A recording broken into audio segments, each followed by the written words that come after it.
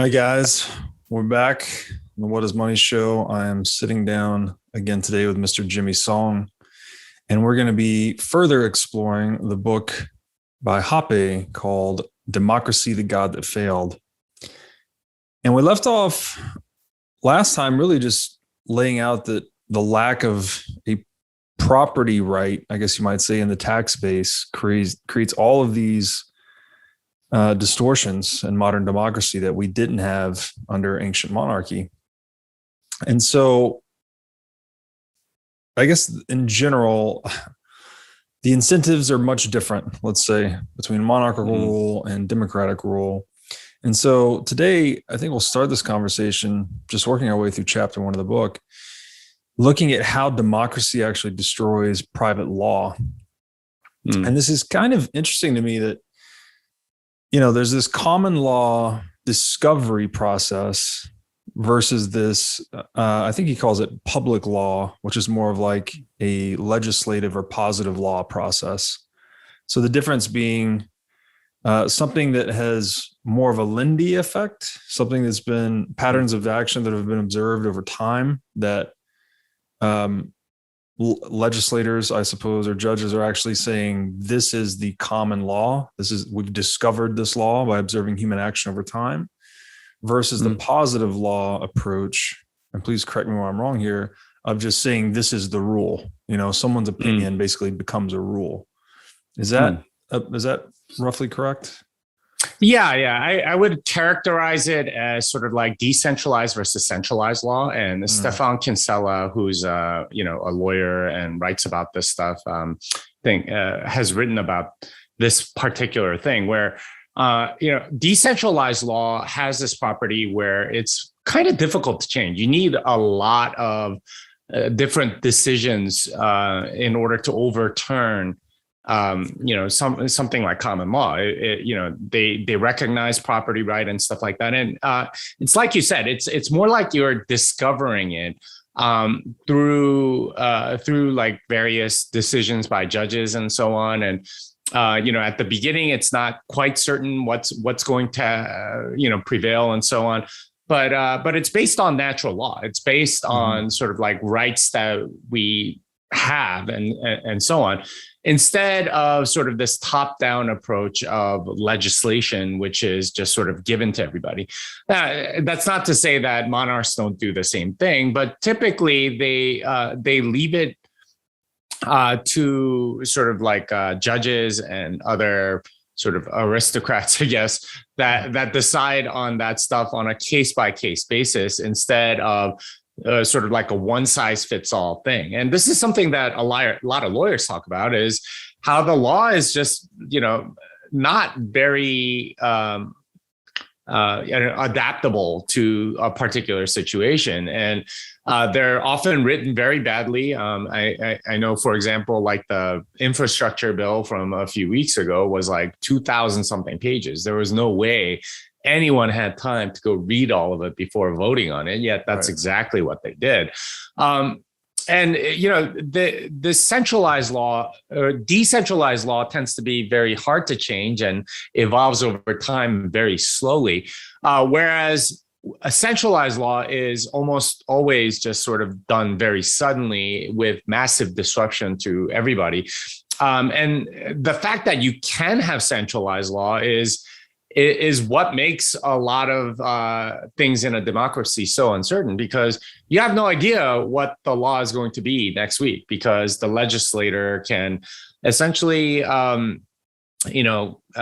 change things a week from now, and you might be completely screwed over. And a lot of people, especially with respect to taxes, which we'll talk about later, get screwed over on that regard. And it tends to encourage sort of building for the short term instead of the long term, because you don't have the right time horizon as a result of, the possible legislation that may come against you. Yeah, it seems like there is a fundamental pattern here, because what it calls to mind is, central banking also destroys another form of discovery that's very important to coordination, which is price discovery.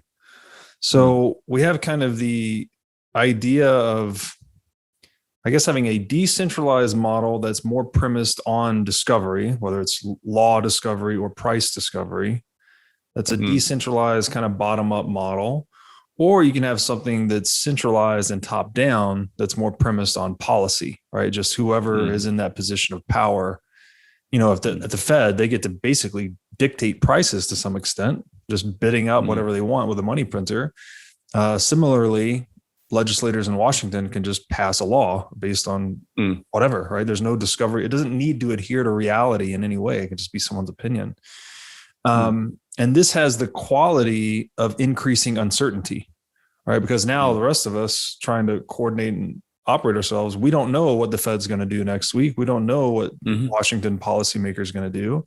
So law and money, right, which are really the rule sets through which we interoperate, they become less predictable. So there's no way to form a sound economic strategy or behave in a way that's productive. You're just constantly kind of in a defensive mode of existence. Yeah, and that's a real problem in terms of productivity. And again, it comes down to sort of this divide between empiricism and rationalism, where you can derive certain things from first principles, and that's what decentralized law is. That's what English common law is. It's you have these rights, right? You have the right to life, right to liberty, right to property, right to all kinds of things, and based on those rights, what is the right thing here? What is the right judgment to make on this particular case? And that's how sort of law gets quote unquote discovered. Whereas with centralized law, natural rights are more or less thrown out the window. And we can see that even in the last year and a half, where we don't even have the right to assemble or, right to, liberty or, travel or whatever. There's a lot of things that sort of get overwritten because, in a sense, the central party becomes the central authority, and they decide what rights you have, and they don't even really acknowledge that you have rights. And democracy has a tendency to sort of go in this direction where your rights are no longer sacred. Not to say that monarchy, preserves it necessarily either. But at the very least, in a monarchy, there is this sort of like very clear boundaries between what's yours and what's the king's and so on. With public property, with public law, it's like it's a lot like the other patterns that he notices where, there's this sense in which you share in some of the creation of it. So you feel somewhat responsible. Whereas like, in a monarchy and the king decrees something and you don't agree with it, well, you would complain and protest and say, well, this is completely unjust and whatever. With public law, like you sort of had a hand in possibly voting in somebody. So you have some responsibility or some stake in the laws that are kind of made. And it kind of puts us in this Stockholm syndrome thing that we talked about earlier. And ultimately, this is because of this top-down nature, and like top-down is like very much an empiricist thing, because obviously they have more data than you do, right? The individual actor down at the bottom, and it is very much data driven, right? It's okay. Well, we observe these things and these effects, and therefore this is the best policy, and so on. And of course, in that sort of mental framework, the people with the most data can make the best decisions, and the people at the top have the most data. So they feel justified in making legislation, in making policy, in making economic judgments, and putting their thumbs on the scales and picking winners and losers, and all these things that we see as really unjust, sort of like against natural law, against human rights kind of things. In part because they feel, that's the philosophical framework that they come from. And it's, it's at heart, like comes down to philosophy, which is to me kind of a surprising conclusion from this, that, our theories of knowledge, or how we know things, affects so many things from a governance standpoint and from sort of how things end up operating and how the game theory of markets end up working out. Yeah, yeah, well said. So it's as if the top-down model, whether it be central banking or top-down legislative model, I guess you could say central banking is destroying information a lot of ways. Like the market can't communicate well with itself, so we get misallocation of capital and all these other consequences. And in this sense, the top-down positive law, which I think he makes the point that we drift more towards positive civil law as a result of eliminating this discovery process. This is actually distorting justice. Right. I mean, you're just creating more unjust rules in society. Yeah. And it depends on how you define justice. But if you believe in natural law, then justice is something that's intrinsic to reality rather than sort of whatever the government says is the law. And this has traditionally been the big check on government is it just? And, the worst sort of offenders of humanity, like the governments that we think of as the absolute worst, tend to be the biggest violators of that, right? Like if we think about Nazi Germany or Mao's China or Stalin's Russia, right? Like we think of them as evil because they took away our right to liberty or their people's right to liberty and property and life, and those are some of the most fundamental things. And if the government gets to decide on that stuff, and this is sort of like the point, I think, of what he's saying, is positive law essentially is this idea, and this is where positivism comes from. It's that the government gives you rights versus you having rights on your own. And I think my friend that I mentioned earlier, Stefan Kinsella, he points out, like, whenever you have positive law, it almost always takes away a negative right? Like your freedom of speech or freedom of life or liberty or pursuit of happiness or property or something like that. Usually it's property of some kind. And that, in effect, like makes everything worse. And there is something about natural law and prosperity that are really intimately linked that I think you've made the connection with. If you violate natural law, you tend to have, just misery and just all sorts of bad things happen. If you, if you do the opposite, if you're in line with natural law, things tend to be much better, and you have civilization building and long-term outlooks and things like that. And neither central banks nor sort of like this top-down lawmaking, which is a central feature of democracy, to be honest, tend to be a big part of democracies, right? Like it tends to make things much worse. Yeah, and so we just for clarity on the natural law, I typically conceive of this as just the right to life, liberty, property, and you can really distill all of that to property rights. Ultimately, when you consider that you are your own property, effectively, your liberty is your own property. It's your right to do as you please, so long as you don't transgress against the property of others. It seems like that really is the basis of a sustainable civilization over time. Like if you just have these respect for property rights, and Rothbard's written a lot about this. He developed an entire ethics built up around property rights. And, I guess to the point here, decentralization seems to give us this stability over time, right? There's everyone is getting more of a say. So therefore the coherence of the group seems to be more integral over time, effectively. Whereas centralization is kind of the opposite, right? You get the willpower of a few being imposed on the many, and that's just inherently unsustainable.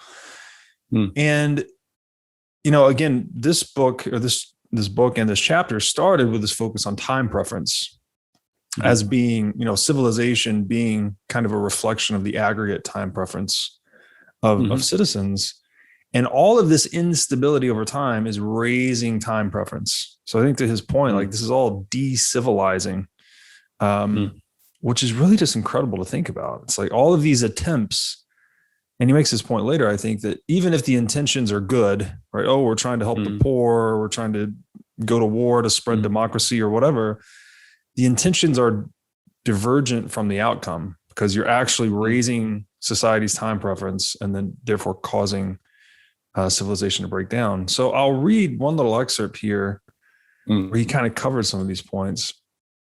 Hoppe says, quote, "He does not create new law, but merely occupies a privileged position within an existing all-encompassing system of private law." He's referring to the monarch here. In contrast, with a publicly owned and administered government, a new type of law emerges, public law, which exempts government agents from personal liability and withholds publicly owned resources from economic management.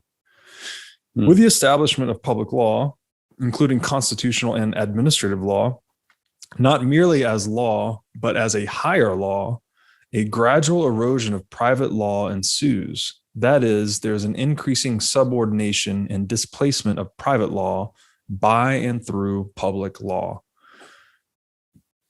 So once again, this is something that disentangles or separates the property right of the rulers from the ruled and destroys incentives, right? Now, these democratic rulers are, they're absolved from personal liability. So all of a sudden they can kind of just do whatever they want while they're quote unquote renting the tax base, and they don't have any skin in the game in the long run. So it just keeps coming back to property, in my view. Yeah, that's interesting. I think certainly like Hoppe and Rothbard, say so much in their books, right? Like Ethics of Liberty is pretty much, Rothbard's way of, coming up with, moral system based on that. And Hoppe does something similar in Socialism and Capitalism, where he comes up with some level of morality based on that. I would say natural law is maybe a bit more than that. And it is sort of like a code of justice and code of behavior. Certainly as a Christian, I think, this is the law written on our hearts that the Bible talks about and so on. Stuff that, everyone has, right? They have a conscience, or they have some sense of right and wrong that's instilled in them. And it's common across a lot of cultures, right? Like it's never been honorable to run away like a coward in the middle of a battle, right? Like that's something that C.S. Lewis writes about, in any culture that's never been honored, right? Like it's pretty objective that is a or a very like sort of not something to be celebrated. There's a lot of that sort of like, and this goes back to sort of the denial of God from the Enlightenment thinkers, and going through to Nietzsche and past that. This is kind of what it does is, in an attempt to sort of make things more objective, you actually make things more subjective, right? By quote unquote, making it more objective by removing God from the equation, you make it actually way more arbitrary, and you get sort of these horrible, governments and regimes like Nazi Germany and Stalin's Russia and so on, which ends up like killing a lot more people. And it just becomes this like you sort of hinted, this will to power contest where they can impose their will because they have the strength, they have the power, and they have the means and the ability with their monopoly on violence to do something like that. And it is interesting, like, and maybe a question that we should explore a little further when we get a chance, like how much of this, monarchy versus democracy, divide is really more about like a divide between, governments that actually had, believed in the existence of God versus not, because we've had, more or less monarchies in something like North Korea where, you have a succession and it's somebody that rules and so on. But they're an atheist country, and of course they are known for their brutal repression and so on. So I suspect that there's something to that maybe Hoppe has missed in this particular work. I mean, there's a lot of brilliant stuff about it, but it might be conflating a couple of things where, in a sense, like the monarchy he's talking about is a monarchy based on sort of like the divine right of kings and so on. And the democracy that he's talking about is sort of like a reaction against sort of like what they view as sort of like this ancient tradition that has no basis in reality or something like that, where atheism is sort of like the granted thing. Because in a sense, like the US up until a certain time, like it was a very Christian country. And that prevented a lot of the excesses of democracy or a lot of the problems that he talked about. And, it wasn't until sort of like the progressive era and all of this stuff coming in, the progressive era has like the trifecta of like the worst amendments ever, right? Like the income tax, obviously, prohibition, and the one that a lot of people don't really understand the full consequences of, which was the direct election of senators, which essentially removes state sovereignty, because that was the house for the states.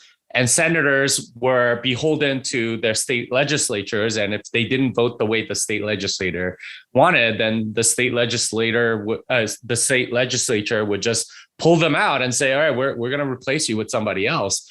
Or they would resign or something like that. That was a big part of sort of like the checks and balances, which got removed as a part of that progressive era. So, that turn towards sort of a more authoritarian state, I think happened as a result of a lot of what happened in the 1800s, essentially the denial of God and turn towards secularism.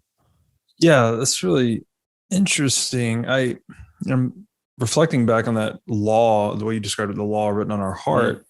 And it seems to me like a lot of this, the ideologies, I'm just thinking about communism in general, it kind of preys on that, doesn't it? I mean, it's trying to leverage people's own compassion over them in a way. It's like, I'd always go the Marxist precept, from each according to their ability to each according to their need. It has this wonderful, compassionate family feel thing to it.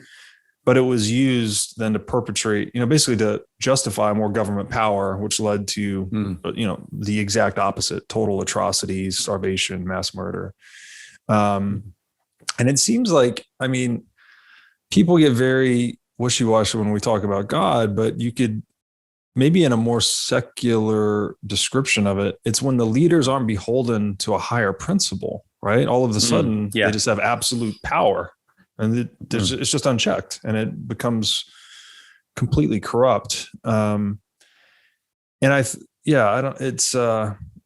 definitely seems to be a connection between the removal of God and then this slide towards totalitarianism. And I wonder if it is something, just there's a necessity there, right? Like, we are religious by nature in a way. We have to have these systems that cohere us. And when you what is Jordan Peterson says, when you confuse the principle of sovereignty with an individual sovereign, like an individual actor, that's when you have problems. It's like that the sovereign actor, whoever it is, the democratic or the monarch, they need to always be beholden to this principle of sovereignty or some higher principle. And when that linkage is broken, it becomes a tyranny, essentially.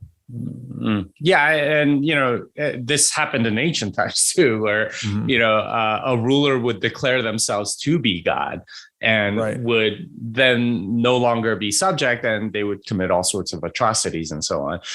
It's just that it's like a different form of that, in the sense that when you have sort of the more modern state, more modern atheist state, you get people that, once they get into power, absolute power corrupts absolutely. It really does sort of like change their perspective significantly. And it's almost like humans just are not able to handle that level of power or that level of responsibility. Like that's just not a role that we're suited for, is ruling over other humans in this sort of absolute way. Maybe being a caretaker, and this is where maybe, you know, Hoppe's conception of monarchy has some merit in the sense that, you know, if you were a king, you believed in the divine right of kings, but you also believed in the divine responsibility of kings, right? Like you were there to take care of your people, right. and that was sort of like what you were responsible for after you died, is answering, you know, the higher power and saying, yes, okay, this is what I did to take care of my people, the people that you put under my charge.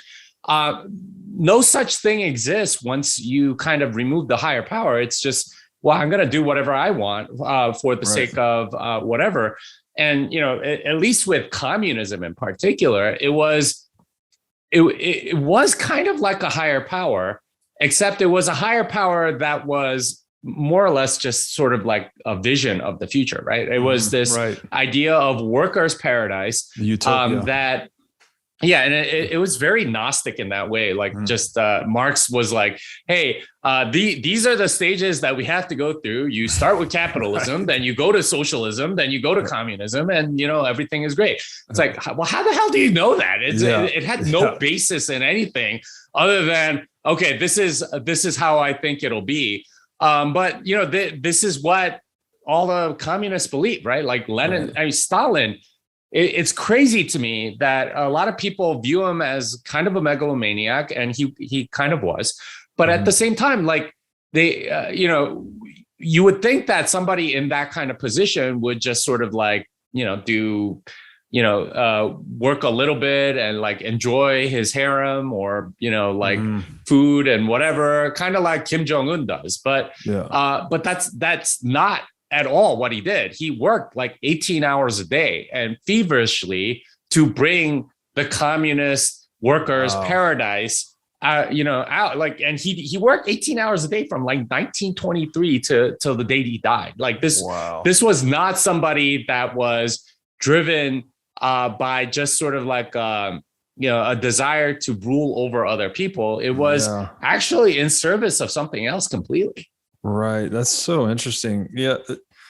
So yeah, the North Korean leader, Kim Jong, he's effectively like a god king, right? They've removed God and he's, you know, all over their, I've seen the art in North Korea. He looks like a divine being.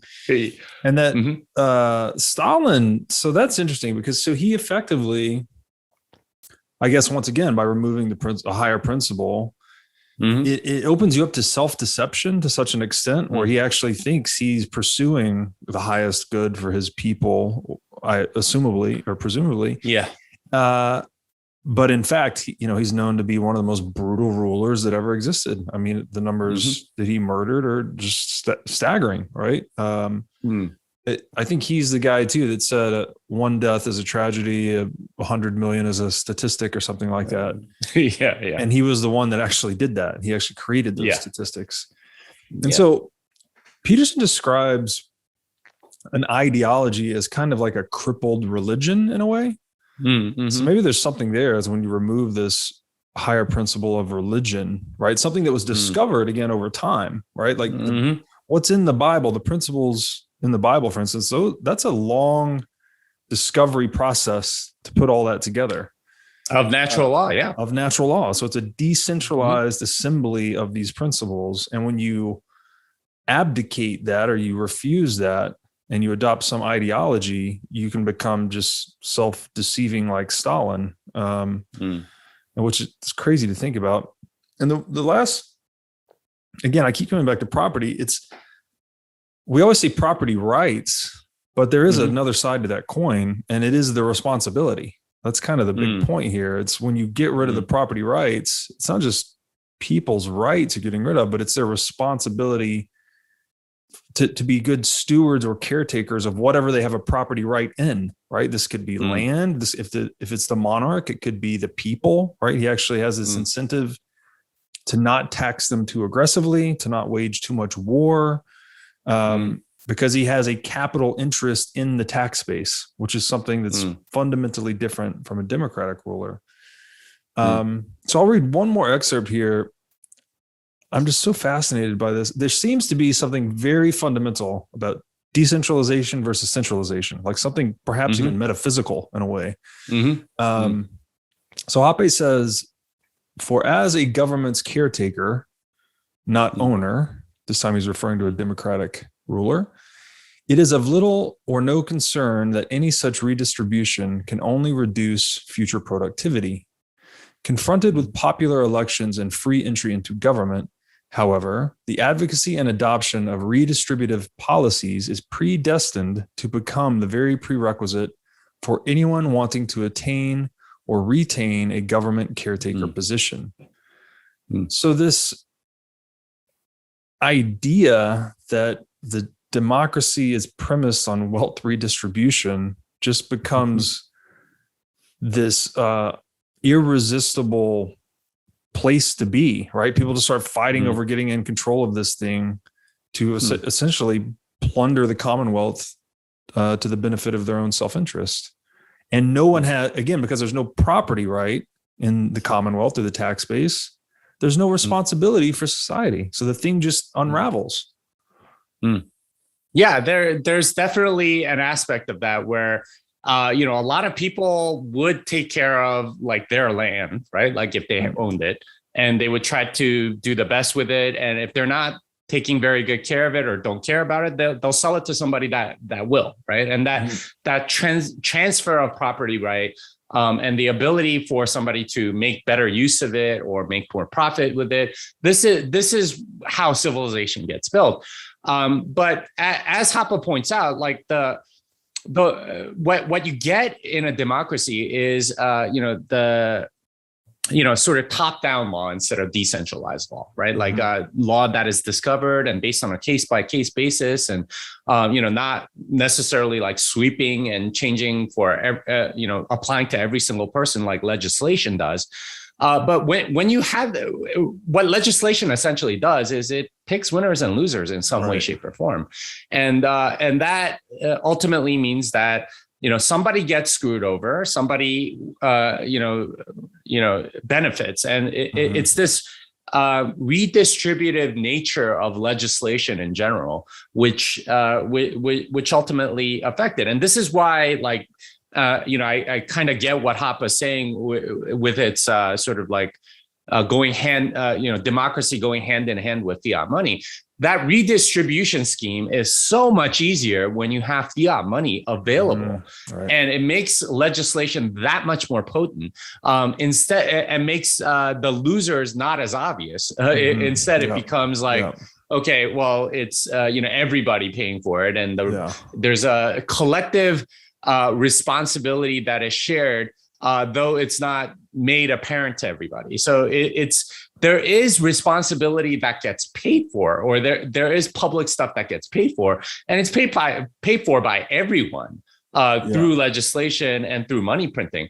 But it's not at all like clear when it happens. So, for example, we had stimulus payments to every single person, in the country or something like that. Where did that money come from? Right. And it's not at all obvious, but through legislation, they are picking winners, they are picking losers. It's essentially a redistribution scheme in a different way. And I think that was the point that was very poignant for me in that passage that you had just read. Yeah, the idea of fiat currency makes this redistribution much less visible. You can do it over much longer durations of time. So you're kind of stealing from these, abstract future selves or future others that don't really have a voice. And then, finally, and probably most sinisterly, is that it gets disguised by academia. That's what the past 100 years of Keynesian economics is effectively. Just different excuses for the government controlling money in many ways. And Hoppe, he makes the point that this whole situation actually transitions the state from one that actually produces and consumes, like under a monarchy, everyone tends to be productive, to this state that's much more of a welfare state. and that it's depend. And I guess this goes hand in hand with the warfare aspect, which we'll talk about shortly. But people just become more dependent on the confiscated wealth of the state, right? They, actual welfare, the redistribution of wealth. He makes a point. It accelerates due to the election incentives, right? So people just have 4 years to kind of get their take, and so they're going to do whatever they can in terms of increasing transfer payments, which would be like direct confiscation, could be education, infrastructure bills, protection laws. All of these things serve to redistribute wealth effectively. And, to the point, again, back to time preference, when you can just steal value by the stroke of a pen, the legislator's pen, you're creating this dependent class like we're seeing today, where people are just getting government checks in the mail. So we have labor shortages already, which is just the beginning of all the issues we're going to face with inflation. You're incentivizing idleness, rent seeking, short-sightedness. You're just raising the time preference across the board. So it's self-deception at scale, I guess. Like, even if you really believe, if you deeply, truly believe the intention of all these, pieces of legislation, it still wouldn't matter. It's like you're trying to do one thing, but you're creating its opposite consequence. Yeah, there's definitely a significant amount of self-deception involved, because, even for the legislators themselves, they actually think they're doing a good thing, right? Like that they are implementing justice and so on. And I think it's sort of like a weird form of justice. It's equality of outcome rather than equality of opportunity. And, nobody, as you pointed out earlier. Yeah. Nobody, as you pointed out earlier, nobody tries to run for Congress saying, I will pass no legislation, right? Like that just doesn't happen. Like they need to have some other redistribution scheme that they run on in order to get elected, or for people to have reason. And usually it's, I will get you more money and take it from other states or something like that, or from other districts or whatever I'm representing. But that's ultimately what it is. And you have all these people sort of fighting, and then they almost always agree to just take from everybody and redistribute basically according to need or something like that. And you get this very weird dynamic where you do get a lot more rent seeking, a lot more people that just sort of don't contribute anything because they don't need to. They have no incentive to. And again, this is a difference between empiricist and a priori thinking.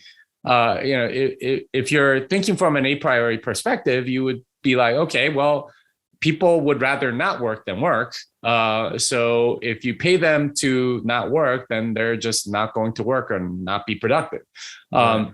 Whereas from an empiricist standpoint, well, okay, they don't have income. Therefore, if we know the unemployment data, and when the unemployment numbers are too high, then that means that the economy is doing bad. So we're going to support them and sort of in their unemployment and help them out, and that will ultimately result in good. Like there's no way for them to know that, but that's a logic that they subscribe to, and that contributes to this decivilizing. It's I'm reminded of something that I was discussing with somebody else about, like, the Book of Judges, and this was an era in Israel when they didn't have a king, and God specifically told them, you don't want a king. You don't want a king. You don't want a king. There's all sorts of evil that comes through sort of this centralization. And one of the lines that's sort of oft repeated in the Book of Judges was, and everything did what was right by their own eyes, right? And this is kind of the thing about decentralized law that you were talking about. It's you did have actual judges, right? Like that would judge over various people. But when you have a lot of people that do what seems right in their own eyes, this is sort of thought of as a bad thing in Christian circles. But now I'm just sort of reframing it. Maybe it was a good thing, because you had sort of like a decentralized law that sort of came into play. Right. And all sorts of bad things happened once Israel got a king. Obviously, the very first one was Saul, then David, then Solomon, and those are okay. But then after that, it just got really, really bad. And it just, the people got corrupted, and it was sort of like a top-down thing. So I wonder if decentralized law is basically like taking the best parts of what everyone sort of agrees is morality, and sort of allowing that to flourish. It is sort of like the ideal of democracy that's done. But without sort of the mechanics of democracy. Like that's what democracy purports to do. It's like, okay, we get all of the opinions of the people, and put them into these representatives, and then we create laws based on that. Instead, they end up, like creating laws that are by like a few lobbyists, and that's who actually gets the laws in. The ideals are noble, but the actual implementation has a lot of incentive flaws, which end up with really bad law, which is essentially what Hoppe points out. You just simply can't know things at the ground level without a priori thinking, without rationalism, that you think you can, sort of from a top-down, perspective of a legislator. Yes, no, it's well said. I'm reminded too that Moses, even, right? He basically observed these patterns of action for 40 years, and then he abstracted from that the 10 Commandments, right? That's kind of like law discovery. It's like, here's what's been happening for a long time, and here are the rules of the patterns that you guys have more or less been abiding to. Well, that's a Petersonian, I think, conception, but I get it. Absolutely. Yeah, completely. Yeah. Most of a lot of my knowledge comes from that guy. I think your point too of legislation picking winners and losers, it presupposes coercion. And that's just never discussed or even understood. I think people like we're so indoctrinated into this belief that the answer to every problem in the world is some new piece of legislation or some new law. We need to make this illegal or this tax increase. The big thing now is the environment, carbon credits and this. It's like there's no way to really create a coherent model of socioeconomics when you have coercion built into it, right? You're always going to be dispossessing some group of people. So that's going to cause the thing to not be sustainable effectively. And I think to your point,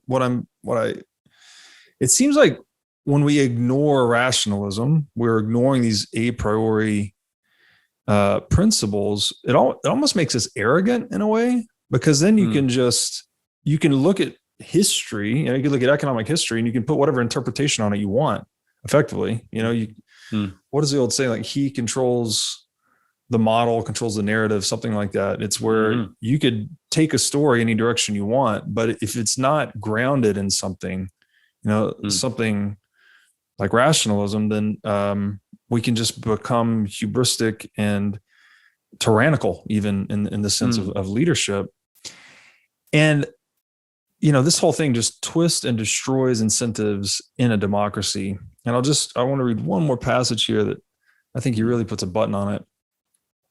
Hoppe says, quote, not producing anything worthwhile, or not correctly predicting the future and the future exchange demand for one's products, thus becomes relatively more attractive or less prohibitive as compared to producing something of value and predicting the future exchange demand correctly, which that's what the entrepreneur is supposed to do. He's supposed to match current action to future demand effectively. So he's saying that whole value proposition becomes less attractive in a democracy. And he goes on to say that for if individuals possess even the slightest control over the criteria that entitle a person to be either on the receiving or the giving end of the wealth redistribution, they increasingly will shift out of the latter roles and into the former. So it's just, we poison the incentives that organize us by creating this mechanism for wealth redistribution. I don't see how you can, like, how do you argue that away? It's just people, you know. Well, in a sense, I think all of government, and I think Hoppe would agree with this view. All of government is sort of like another set of incentives that sort of interferes with what would build civilization, what would actually satisfy people's wants. So, you know, government regulation is sort of like the classic thing, right? Like, okay, you have to do these things, and doesn't really oftentimes help anybody, or it's just ticking some boxes for some bureaucrat or something like that.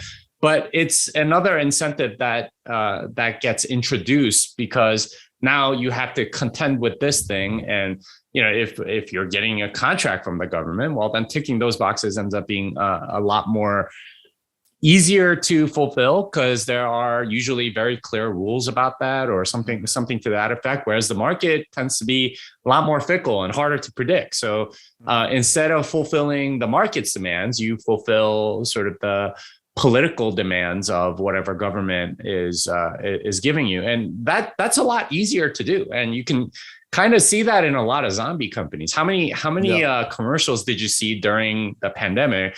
Oh, you know, we know it's a difficult time, and, you know, whatever, and, you know, and then a few months later, it's, you know, we stand with Black Lives Matter and blah blah blah. Like, singing from that song sheet is a lot easier than actually making products that the market wants. That's right? That's way easier, way easier. Yes. So, of course, people are going to gravitate towards those things and, you know, suck from the government teat rather than fulfill the needs of the market, because people's preferences change, their tastes change, you know, how they, you know, decide things changes. So it's not surprising to me that, in a sense, government stuff is a lot more predictable and certain, but it doesn't produce anything. The market is, you know, at least market demand on certain things is not that predictable, and it isn't certain, but it actually produces goods and services, or it's actually like better for civilization. So in that way, that's the big difference of why people gravitate towards sort of rent-seeking stuff. Hey, everybody. As you've no doubt learned by watching this show, Bitcoin is the single most important asset you can own in the 21st century. And one of the most important companies in Bitcoin today is NYDIG. NYDIG's mission is to get Bitcoin into the hands of as many people as possible.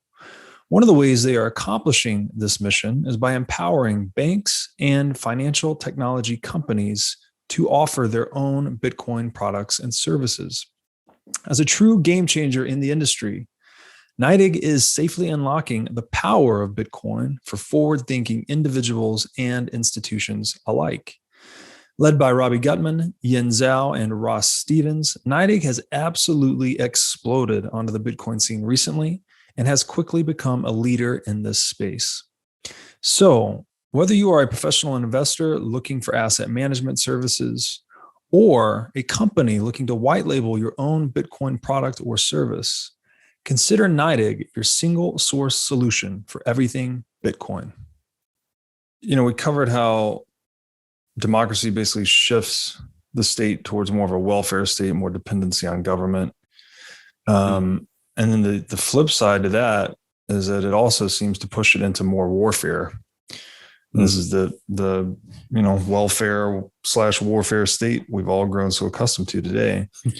And there's, once again, there's an rationalism behind this. There's a reasoning to it, and Hoppe lays it out very clearly. And so one of the points he made earlier was that, you know, every governance system, it's a business at the end of the day. So it's got a penchant for growth. It wants to expand. It wants to grow. But he made the point that monarchies had this option where they could expand via contract or via marriages, right? They do interdynastic marriages. I think he said marriages between dynasties was a way to bring new territories together. Whereas the democratic ruler doesn't have that option. really. The Democratic ruler only has pretty much one option, and that is it's war. Basically, it's coercion and or war. So, and Habe says this, that if a Democratic ruler and a democratically elected ruling elite want to expand their territory and hence their tax base, then only a military option of conquest and domination is open to them. Hence, the likelihood of war will be significantly increased. And one other point he makes, now he's comparing it back to what a citizen under a monarchy was exposed to. He said, the citizen under a monarchy was required to participate neither in the decision out of which wars arose, nor to take part in them once they broke out, unless prompted by a spirit of youthful adventure. These matters were arcana regni, the concern of the sovereign alone. So again, the monarchical sovereign was responsible for his own exploits, right? If he was going to go to war, he had to wage the war, presumably within the confines of his own balance sheet. He needed to raise an army. He goes on to make the later point that army, he had to put such an investment into the army because troops were precious, effectively, that battles became more about skillful maneuvering than absolute brutality and trying to just kill as many people as possible. Whereas in the democratic mode, we can conscript, right? You have this form of military slavery, if you will, where you can just basically be drafted into the army and sent off to war. So that made war much more a game of large numbers, where, as we saw in the 20th century with World War I and World War II. So yeah, I think this is particularly bad. A particularly bad aspect of democracy is that it increases the scale and duration of warfare, particularly when combined with fiat currency.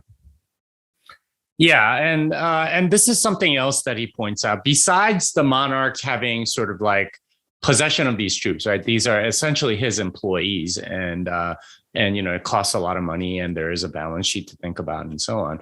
The thing that he points out, and I'm trying to find the quote here, is that in a monarchy, it's usually sort of like an economic calculation that you make, right? Like, do I go invade this place? And if you do, it's because you're going to get more money out of it than what you spend. It's right. Still kind of stealing, right? Like you're having to take over somebody's resources or whatever.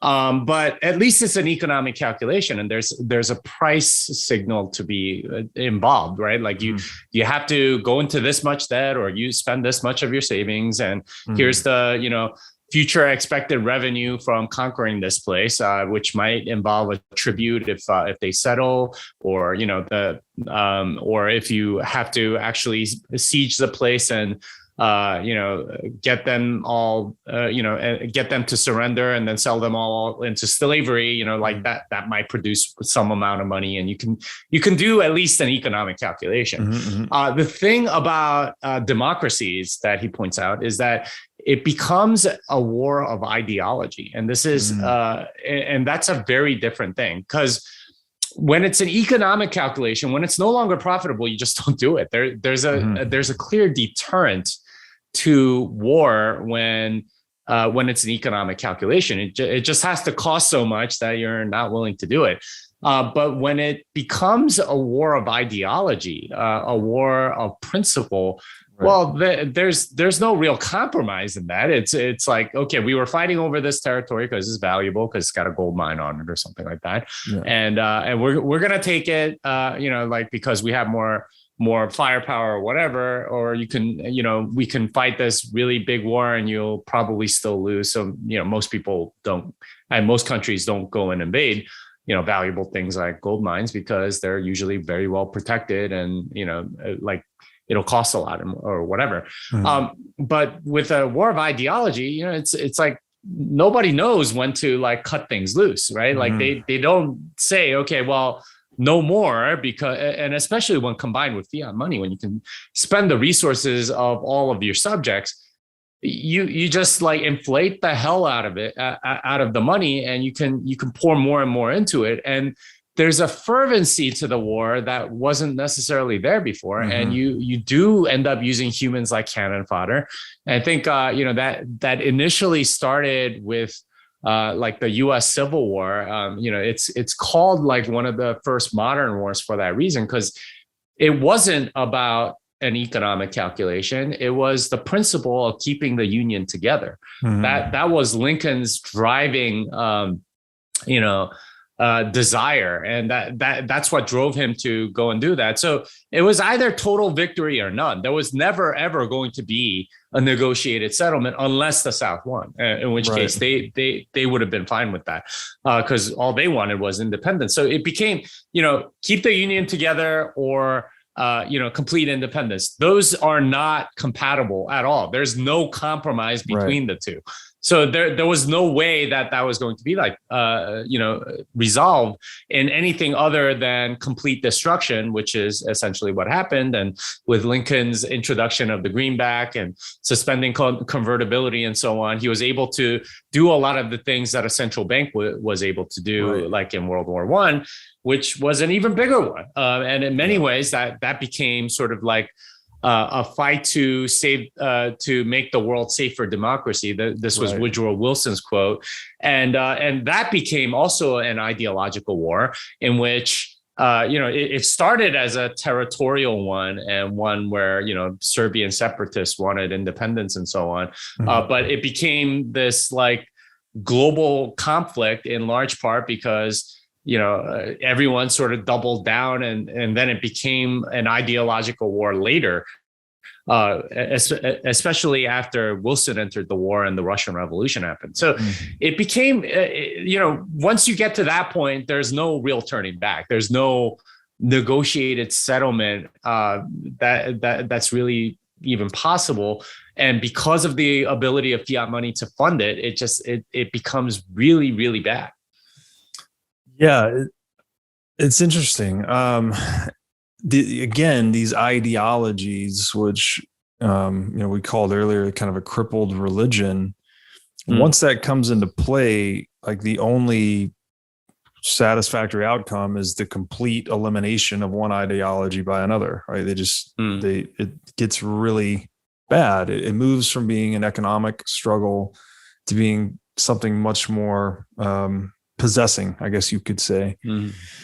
And on the Civil War, I thought, again, it all comes down to the money. I think even when it's wrapped in the ideology, like the people really pulling the strings are still doing it for the money. Because I know Lincoln, the South was, I think, 1/3 of the population, but they were generating like 3/4 of the tax revenues. So Lincoln was actually fighting to keep the tax base under his control effectively.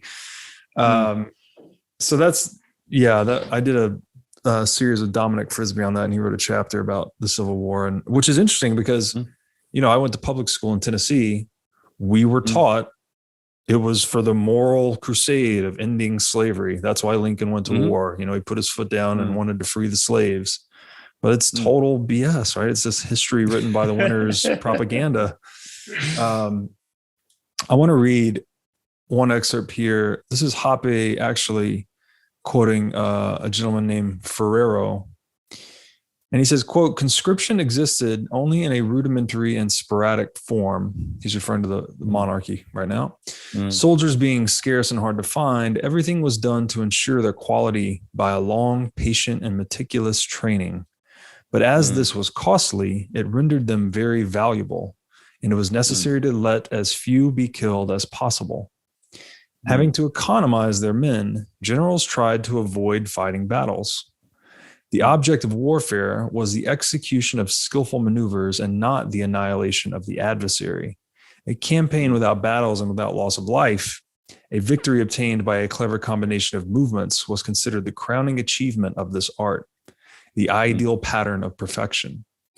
It was avarice and calculation that made war more humane. War became a kind of game between sovereigns. A war was a game with its rules and its stakes, a territory, an inheritance, a throne, a treaty. So yeah, again, the property, right? When there are property rights in these soldiers, all of a sudden you have this responsibility. You don't want to just lay waste to them. Versus if you're a democratic ruler and you're just renting the Commonwealth, it's like, to hell with it. You'll just send as many soldiers as you need to from your country to go be cannon fodder. It's incredible how the incentives are just destroyed on every side once you remove the responsibility that property rights enshrine. Yeah, and this goes back to sort of like the public and private property again, because in a sense, the army was the monarchs. In a democracy, the army is a public institution. It's who does it belong to? We don't really know, and so like you, instead of having sort of that class consciousness that he talks about, where it's clear this is the monarch's army. What the heck? It's Regni Arcana or whatever it was, like the concern of the king. Yeah. And but in a democracy, it's like, well, that they belong to us. So the only real good reason to do it is, not economic. It's something ideological. So you get this weird separation again, where like conscription is much easier to justify in a democracy because, well, this army kind of belongs to you. You're part of the public. Instead of king's taking you away and fighting his wars for his reason, like that's a lot easier to protest than, well, it's their duty to the country and it's what you have to do to secure our freedoms. And why are you being so selfish? Like that's the argument that you get in a democracy where conscription becomes a lot more normal, in part because it's a public institution, despite it not having any of you don't get to go and call the military to your house if there's a thief robbing it or something like that, right? Like that's not how it works. So it's this weird property boundary that again sort of like plays into this dynamic. I will say though that one thing that Hoppe might be conflating a little bit here is the advent of guns, because if you study military history, soldiers were extremely expensive, in large part because you had to train them, right? So to shoot an arrow accurately is not easy, and you need a lot of training, a lot of arrows, and a lot of practice. Basically, English archers could apparently shoot like 6 arrows a minute or something like that. And that took an enormous amount of training, right? And so those archers were extremely valuable. But once you get sort of like modern weapons, now you don't need as much. You still need training to shoot a gun and stuff like that. Don't take this podcast to mean like you could go shoot a gun whenever you want, like without any training whatsoever. But it requires a lot less training. And that means that as a soldier, especially like Civil War, World War I, World War II, it is a lot more practical to just conscript people because, hey, you could train them to use a gun in like a few weeks, right? And to whip them up into shape and get them to march for 50 miles a day or whatever. That's not that as difficult as training archers and cavalrymen and flag bearers and all the like people to those are actual skills that you need in order to like learn how to fight from a horse versus shooting a gun from a particular position or something to that effect. That's a lot less training. So in a sense, like, modern warfare has evolved to a point where it's very easy to make soldiers out of the populace. And this again goes into that dynamic of conscription and coercion that we've been talking about, where, you can just sort of like grab 30 people and it's like, well, okay, can you shoot a gun? Well, you're maybe have like a 10% disadvantage against, somebody that's more trained, but it's not like 90% disadvantage that would have been, say, in 1600. Yes. No, that's an excellent point. And it kind of speaks to the sovereign individual, where it goes through these technological changes that impact the logic of violence, but also impact the skill necessary, right? So the knight on horseback for a long time was the martial force in the world, right? 40 peasants can stop the guy. And a lot of that was because of, which was interesting, like the stirrup is what what allowed the heavy knight to get on the horse. That's what made him so powerful, swift and powerful in the world. But once gunpowder was invented, all of a sudden one peasant could take out a knight from 200 yards, right? And to your point, you need a lot more training to be a knight on horseback than you do a guy pointing and shooting a rifle. So the technological realities we inhabit, they have a huge influence on us, on our, on the course of history, I guess. So one other thing I thought was, and actually to touch on one other point, I think you said this recently too, public property is an oxymoron. Yeah. Something to that effect. I think I got that from our last session. So yeah. And it totally is. What is it? It doesn't make any sense because property, I think the etymology of property is like one's own, right? When we say something's proper, even it means like it's proper it's suitable for the user. In public property, I mean, so everyone has the rights, no one has the responsibility. It's like, it goes back to the Aristotle thing. When everyone owns nothing, no one takes care of anything. And so it seems like it's, clearly it's an oxymoron, but it seems like it's used to disguise these immoral actions, right? Like you can be conscripted into the army because it's for your country.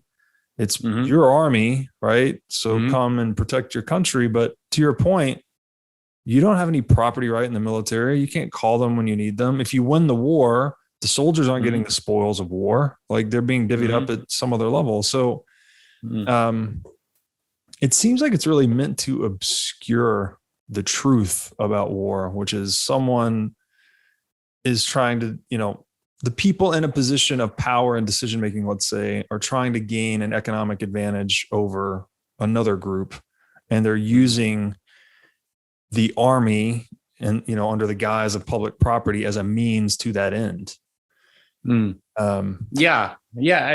This is exactly right. Like what you end up with is you're fighting a war for someone else, but it's not being made clear to you that you're fighting for someone else. It's made to seem like you're fighting for it on your behalf, because you're not really protecting your own property. You're protecting the country's property. The country's property used to be the monarch's property, in which case it's like, okay, well, then I better be compensated very well for it and so on.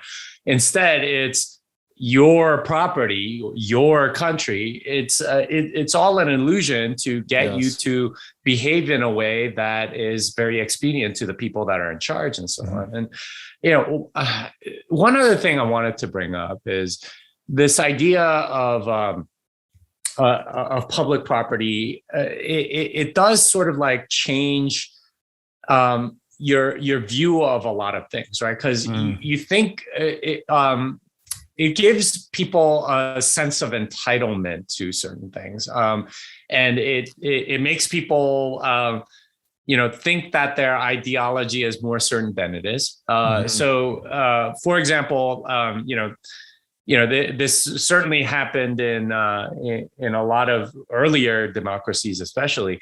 But people like one of the things that Hitler did was he thought that these particular people were enemies of the state, right? Like of the public thing, and that led to sort of like an ideological vehemence, right? This is part of the ideology of war that happens, or the reasons for war. He was doing it for the sake of expanding his tax base and many other things. And, the traditional narrative around why he invaded Poland was because he was just an aggressor. Actually, it was for a lot of other reasons. Those aren't really discussed. And there are economic things that he was after and so on. But also because, Poland was, threatening, where he was almost an ally with Poland before, Poland made an alliance. And this was sort of like, okay, what are you going to do now? Kind of moment. But regardless of all of that, he had a vehemence towards certain other ethnic groups. Obviously, the Jews, and what a lot of people don't know are Slavs. He actually killed way more Slavs than Jews, right? Like he did this because that was part of his ideology, and that was part of why World War II ended up being so vehement, was because he was insistent on killing as many of those people that he thought was an anathema to racial purity. That ended up sort of like fueling this ridiculousness of World War II. And of course, there was inflation going on in Germany all that time, and he was stealing from his people. And because you could train soldiers fairly quickly, as long as you had the weapons and so on, like it became this enormous conflict. But there's a particular sort of, almost a sense of entitlement, right, to get what you want ideologically, that happens in war, and that's not a very good thing, and that like sort of like fuels that's like fuel for the hatred or the like worst parts of humanity that come out, and it may very well be a part of this sort of democracy thing, which, when you have clear property boundaries, I think you get a little less of, and I have to develop this thought a little bit. You get a little less of this sort of vehemence against a particular group. People always blame groups for different things, but when it becomes ideological, then it's total war or nothing. Whereas with a monarch, you might blame somebody, but then there's sort of like a negotiated settlement possible, right? Like, you might kick them out of your country or something instead of absolutely destroying them. And that seems, at least a lot more humane. And, I think that's the thought I had. No, I would like to, I want to try to extend on that thought. So this idea of, the blurred lines of property, let's say, where private property is very bright line. It's like, you are your own property. Whatever you have justly acquired is your property effectively. But when you start to blur that into this public property domain, it seems to blur a lot of other lines of identification. And Hoppe writes about this. He says, quote, resistance against higher taxes to fund a war is increasingly considered treachery or treason. Conscription becomes the rule rather than the exception.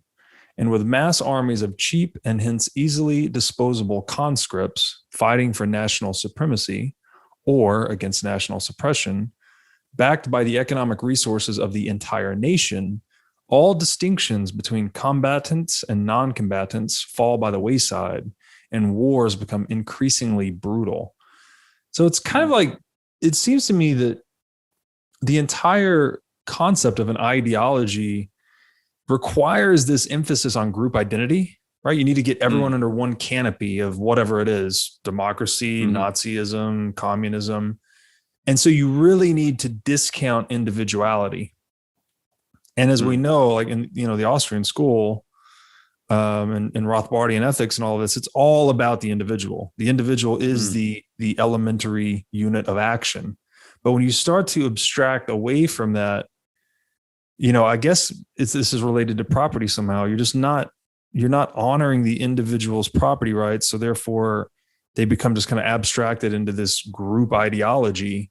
That's when you get these other blurred lines between combatants and non-combatants, and it becomes total war effectively. So it seems like, and this, to take it back to Christianity, it's like, Jesus is so focused on the individual. It's like, your heart, your relationship with God. Like there's not this nebulous society identification. So it is, again, it seems like there's something very fundamental here that when we discount the individual and elevate the group identity, we get these disastrous outcomes. Yeah, and that discount of the individual comes from sort of that empiricist view, right? It's you exist. It used to. It starts out as we are representing you, then it becomes we are representing all of you, and therefore your individual will doesn't necessarily matter because it's all about statistically doing the most good for the most number of people with these very crude tools of legislation and things that we have. To you exist for the sake of the state, like that's sort of the transition that we tend to go from. Is we have individual sovereignty, or like people, that's who's important. Then we are representing you and your rights and covering your rights, or as I perceive it, this is the sort of arc that the United States has gone on, and then we're trying to do a collective good and make sure that everyone is benefiting and so on. This is sort of the stage that we're in right now, right? Where you can justify things like lockdowns and vaccines and, whatever in order to do the collective good thing. Right. And then the next stage after that is, okay, you exist for the sake of the state. And that's when like true evil really happens is you exist for us. And we are going to, use you as whatever, and you are part of it. So you still have a stake in it or whatever, and you're sort of morally obligated to follow us. But admittedly, U.S. hasn't gone quite that far yet, and but we're not that far away, right? No. These are the stages that kind of happen. Is from individual sovereignty, representative democracy to sort of like collective utilitarianism or something like that, to this stage of, okay, now you exist for the state and you're going to do whatever the state says because that's by definition good. And I don't think any of those transitions are that difficult to make because logically they kind of flow from one another. And maybe this is sort of at the heart of Hoppe's rejection of democracy, is that it does make this path to, very evil totalitarianism and just, complete violation of natural law very easy, because this is a fairly straightforward path.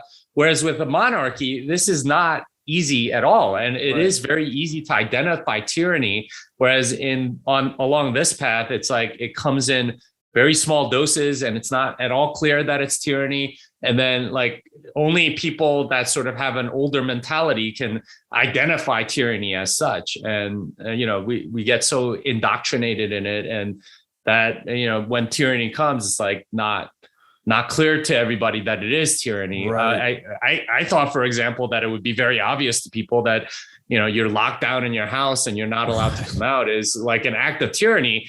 Like a lot of people are saying, thank you for keeping me safe or whatever. That's just kind of crazy to me.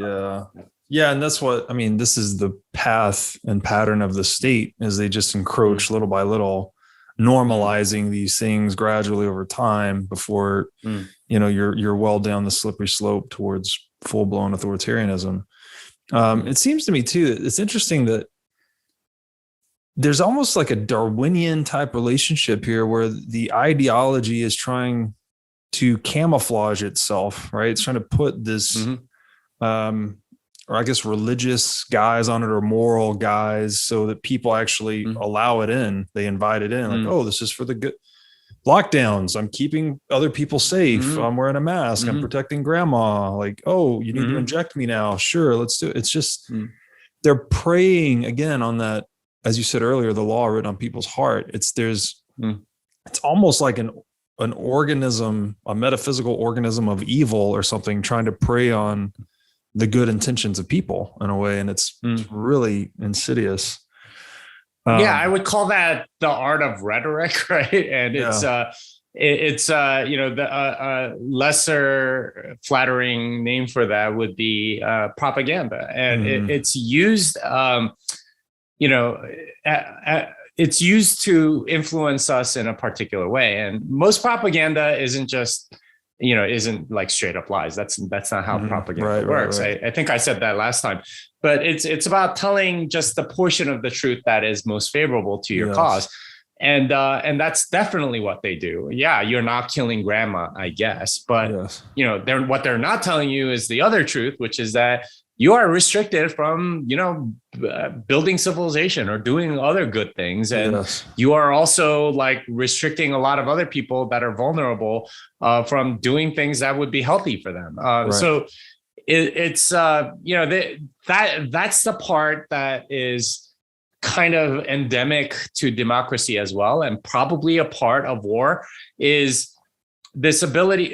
You're constantly having to make that argument because it is of this sort of like collectiveness of public property, to make the argument that it is ultimately good for the collective in some way, shape, or form, and that and in order to do that, you have to use propaganda, because most of the time it's not at all clear, right? Like, why did we go to war in Afghanistan or Iraq or whatever, right? It's like, okay, we make these, propaganda's job is to show how bad Saddam is, or weapons of mass destruction, which turned out to be a lie. That was bad propaganda, by the way, because you got found out. If it was good propaganda, you still would believe it.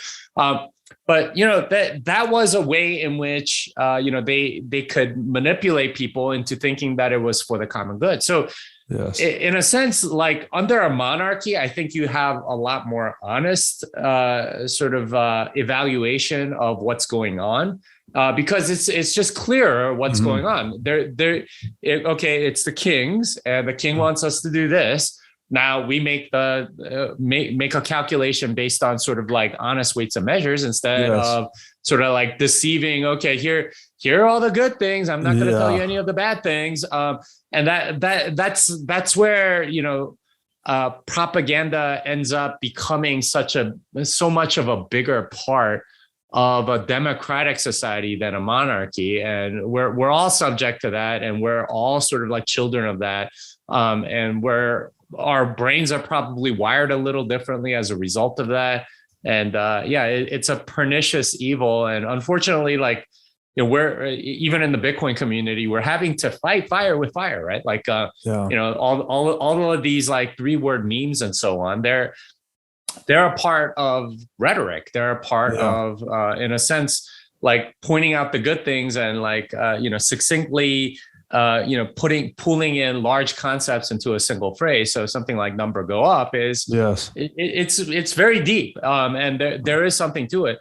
But in a sense, you have to fight that battle, because that's how people's brains work now. They're so susceptible to it that because property boundaries are not clear at all, they think they're doing it for themselves, and you're essentially convincing people against their own interests to do certain things, or to violate other people's rights, which I think is an anathema.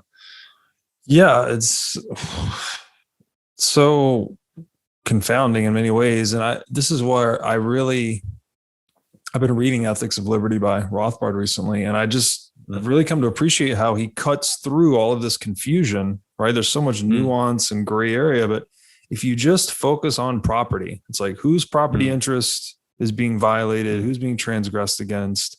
That's the main crux of almost every matter in human interaction.